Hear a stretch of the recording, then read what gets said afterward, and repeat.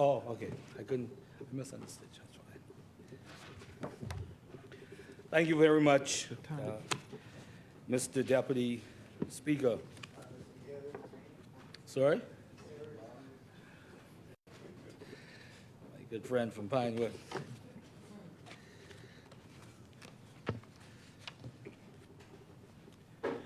Mr. Deputy,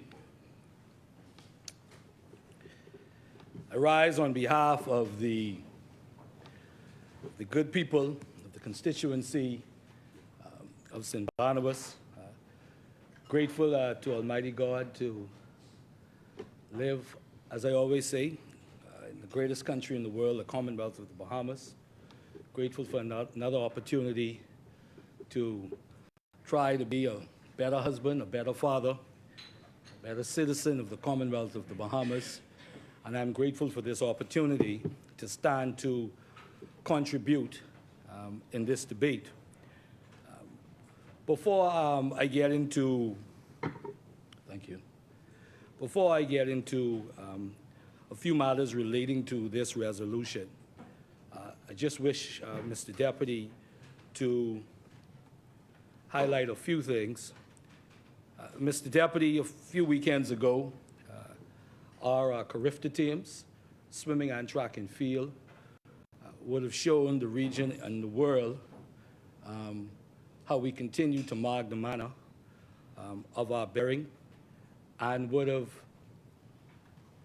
put in incredible performance, both in swimming and track and field, and combined in that week would have succeeded in securing 126 medals among CARICOM countries. And our team should be celebrated for that and commended for how they continue to make us proud. Also, Mr. Deputy, as we debate this resolution, I'm minded of the fact that these issues, as it relates to human rights, we have been on a parallel journey, if you will, Mr. Deputy, as we perfect the Commonwealth of the Bahamas in our 50th year. We've been running a parallel journey to enhance the protections and enforcement of human rights. And all of the members that have spoken already would have given valuable contributions, diverse but valuable contributions on the magnitude, the necessity, and the significance of what we are here to do today. Mr. Deputy, one of the aspects of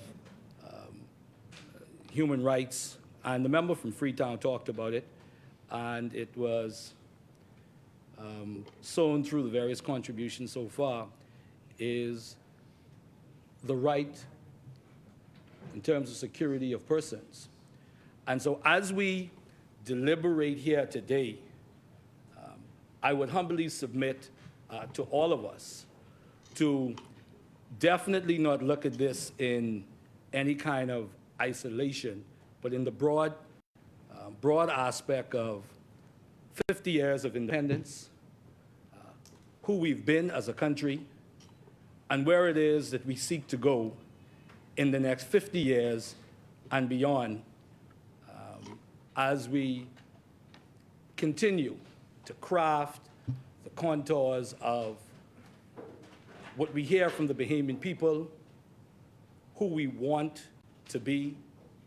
Because the truth is, as we talk about human rights and the various issues that emanate from the whole discussion of human rights, and that may even emanate from this discussion today, it will give us the opportunity to deal with a number of issues, issues of sovereignty, and those, quite frankly, oftentimes possible irreconcilable tensions that may exist between sovereignty and human rights. Mr. Deputy, I recalled, for example, in 2001, the Australian government, just to highlight this aspect of the tension between sovereignty and human rights. The Australian government had what they called a processing center on a separate island to process asylum seekers and so forth.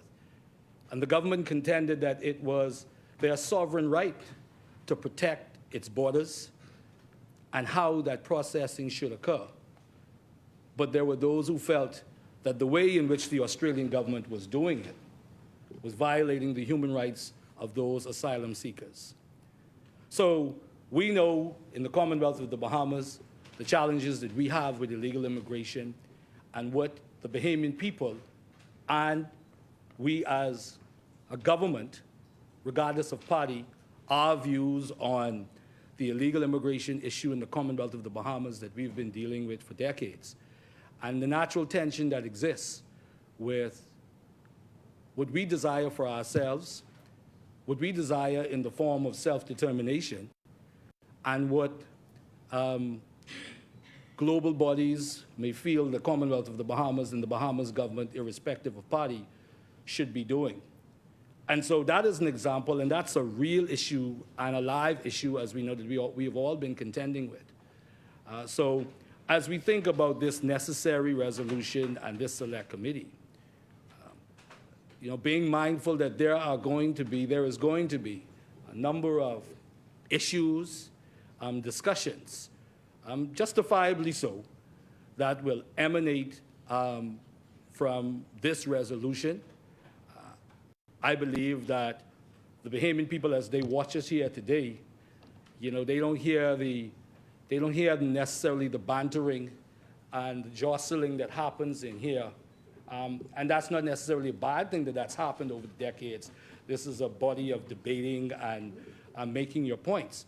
But I do think today there's a solemnity that has placed itself in the body of this Parliament here this morning, as it should be, because the magnitude of the issues that impact the people of the Commonwealth of the Bahamas as it relates to human rights and the discussions that will ensue from what we do here today, quite frankly, issues that we may have avoided for different reasons, be it political, be it that just not wanting to have that discussion at that time.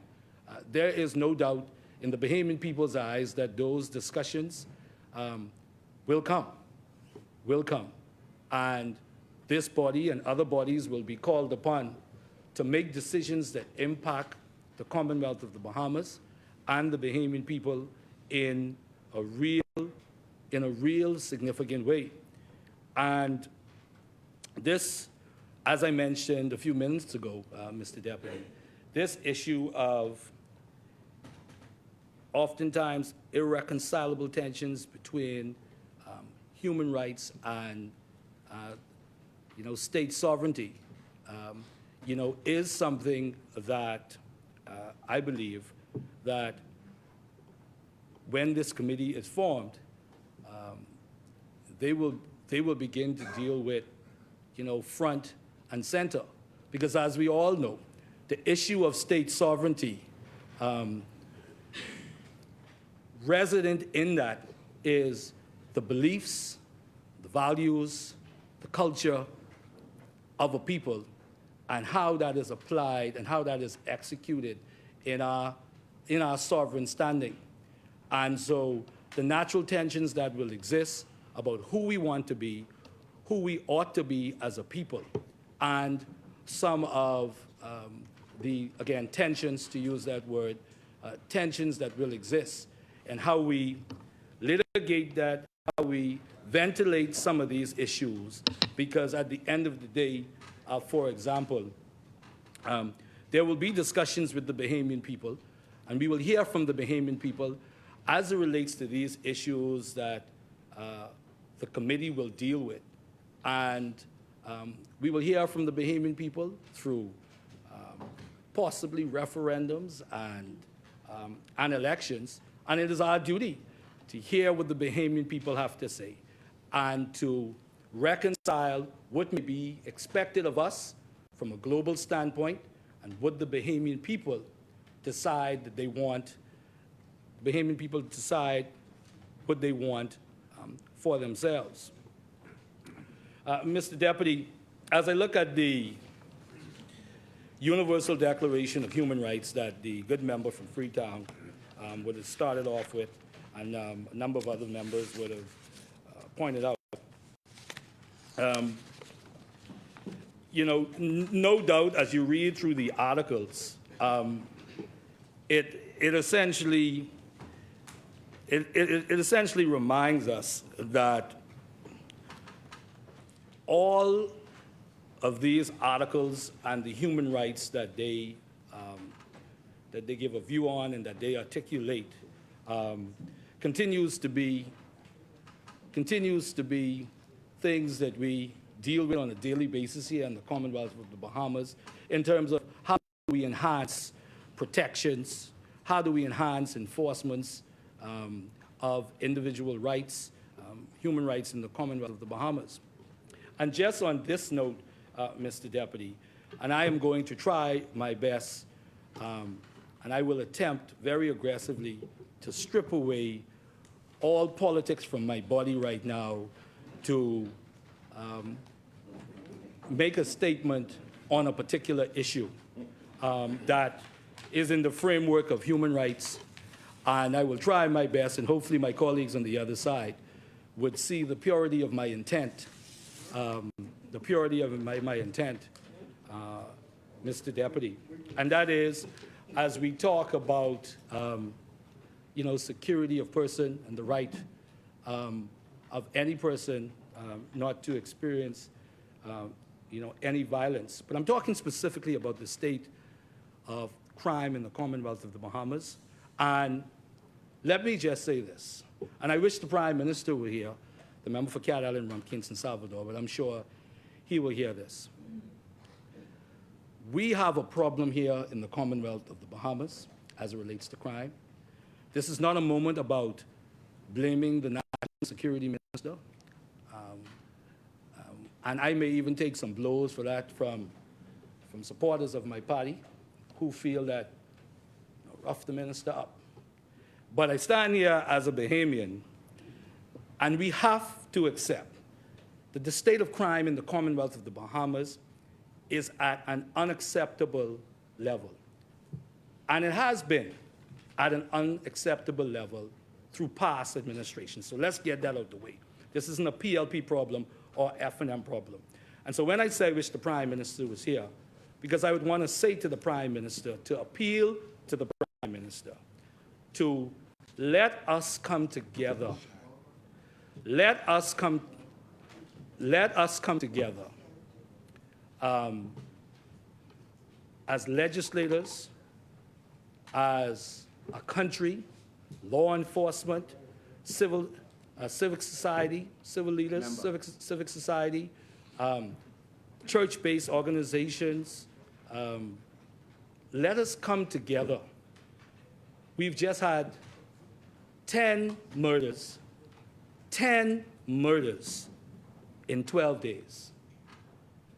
As we sit here today, that cannot be acceptable to any of us. It cannot be acceptable to the Bahamian people that is something that should be all right. Whether that was during a Progressive Liberal Party administration or a Free National Movement administration. We are not helpless to deal with the issue of crime in the Commonwealth of the Bahamas. We are not. We are not. We are courageous, intelligent people. I always say the Commonwealth of the Bahamas is an incubator of purpose and talent. We are not helpless, but we must come together. We must come together and deal with this issue in a real way. This can't be the Commonwealth of the Bahamas where daily, like I said, 10 murders in 12 days. And yes, the easy political thing to do would be to blame the member for Freetown. You know, that would be the easy thing to do. But I say very, very sincerely. I say very sincerely. No, I've never blamed the member for Freetown. I believe I've said, and we have said, the opposition has just said that we feel that the government should lead in bringing us together, and I still stand by that. But I would never suggest that the problem of people being murdered put at the feet of the member of Freetown or the government.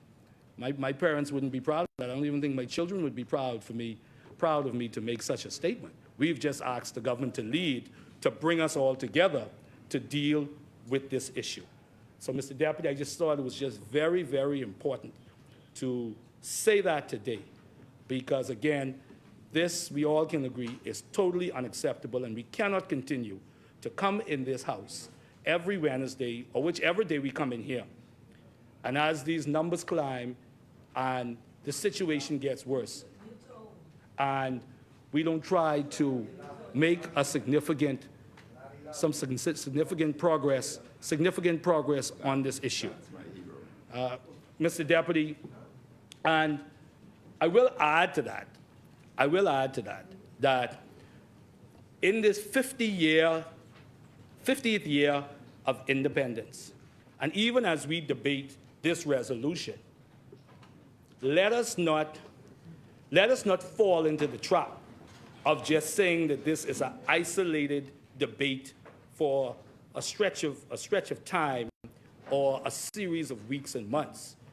But let what we're doing in here today inform the direction that we want to put the Commonwealth of the Bahamas on in the next 50 years, and beyond. I think about it every day, Mr. Deputy. And I'm fortunate now to I've spent 46 years on this earth, and you know, that may be 46 years old now may be considered midlife. Who knows if God will grant me another 46 years. So daily I think about, like many of you, I think about my mortality. And, you know, I say to myself, what kind of country do I want to leave for my grandkids, for my great-grandkids? And then I say to myself, as we all do, I'm sure, I say, well, you're in the position now where you're a member of Parliament, been re-elected. What will be your legacy? What will be our legacy in terms of what we are trying to create?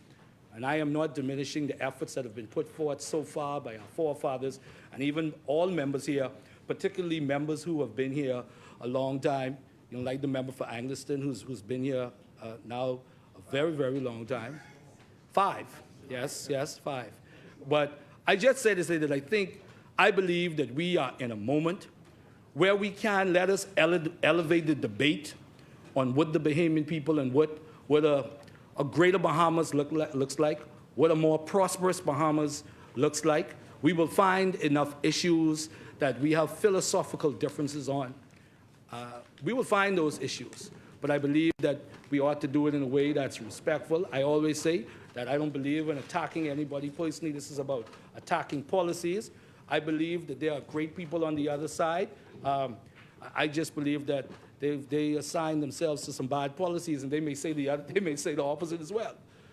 But as it relates to this continuing resolution, another matter I wish to speak to, Mr. Deputy, that as we get into a vigorous debate on some of these issues, like I said, where there are irreconcilable differences or thorny issues between sovereignty of state and human rights, what I want us to be sure to do is to not shy away from what we believe we are and who we believe we are as a people, what the people of the Commonwealth of the Bahamas want the Commonwealth of the Bahamas to be, while understanding that we have our, as the resolution says, global obligations and so forth. Because a lot of the conversations that's happening globally, or tends to happen, is that when there is a determination by some that this is a principle that we want countries to sign on to. That this is a principle we believe that countries should embrace. The minute that there is dialogue in that sovereign state about a particular issue, that particular issue, there is sometimes an unfortunate move to brand that sovereign state because of that issue as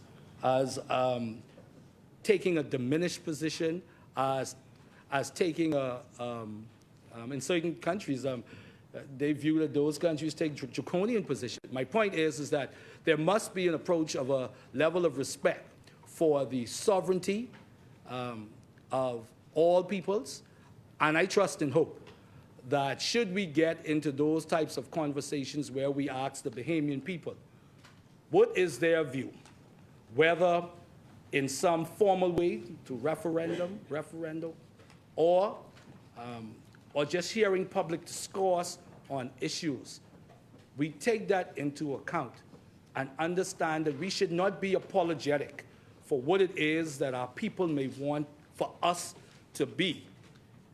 And I, for one, as a parliamentarian, would push back on any movement where it is said to the people of the Commonwealth of the Bahamas and the government of the Commonwealth of the Bahamas that because you are litigating the issue in this way, and these are the views of the people as if we are some banana republic or some backward country. My point is that what is interesting, Mr. Deputy, and let me just illustrate my point this way. The Democrats and the Republicans in the United States of America have different philosophical views. And on a number of issues, social issues and otherwise, they have a difference of opinion. And depending on which administration, which president, from which party, depending on the president or the party, those issues are dealt with in different ways. Obviously, that's what governance is all about. Elections have meaning, and they implement their policies based on the fact that they were elected, and the people know that they have this particular philosophical view. But even when, for example, you have a Republican administration that may have a view about certain social issues, one thing is never said, that even as they go back and forth on those issues, it's never said that the United States of America is less diminished, or that the United States of America is this pariah country somewhere in the world. The point that I'm making is that at the end of the day, the Commonwealth of the Bahamas will and ought to determine what it wants for its people through the voices of the people. And while those tensions may exist with some of the discussions happening around the world, we are no different from any other country where our people tell us what they want for themselves. All right? There's diversity in the world, and which means that every country has the ability to decide how that diversity is applied in its legislation, in its national politics, and no doubt its position globally. So as I wrap up, Mr. Deputy, I believe that this is an important resolution. I believe that as the member for Golden Gates would have shared, just a number of issues to the importance to the continued development of the Commonwealth of the Bahamas. But I do emphasize, Mr. Deputy, that let us be prepared for the discussions that will ensue from this resolution today and as the weeks and months go on, to ensure that we litigate these issues and that will exist between the sovereignty of the Commonwealth of the Bahamas and even the human rights discussions. Let us do it in a way that is respectful, that is thoughtful, that is diligent, but that makes no doubt that the Commonwealth of the Bahamas and what we ought to be and who we ought to be as a people will be decided by the people of the Commonwealth of the Bahamas. Thank you very much, Mr. Deputy. Thank you, Honourable Member.